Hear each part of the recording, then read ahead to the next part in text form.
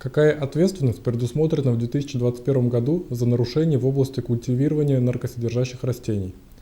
С 16 апреля 2021 года вступает в силу федеральный закон о внесении изменений в Кодекс Российской Федерации об административных правонарушениях, которым увеличена ответственность за нарушения в области культивирования наркосодержащих растений.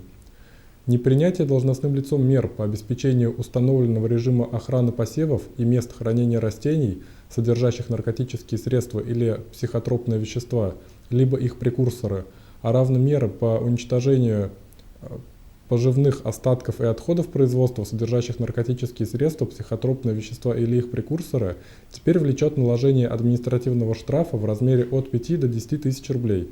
Ранее этот штраф составлял от 3 тысяч рублей до 4 тысяч рублей. При этом непринятие землевладельцам или землепользователям мер по уничтожению дикорастущих растений, содержащих наркотические средства или психотропные вещества, либо их прекурсоры, после получения официального предписания уполномоченного органа влечет наложение административного штрафа на граждан в размере от 3 до 4 тысяч рублей. Ранее эти штрафы были меньше.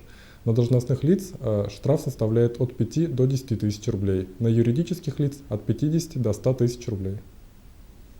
Размер административного штрафа в отношении граждан за незаконное культивирование растений, содержащих наркотические средства или психотропные вещества, если это действие не содержит уголовно наказуемого деяния, теперь составляет от 3 до 5 тысяч рублей. Ранее он составлял от 1,5 до 4 тысяч рублей.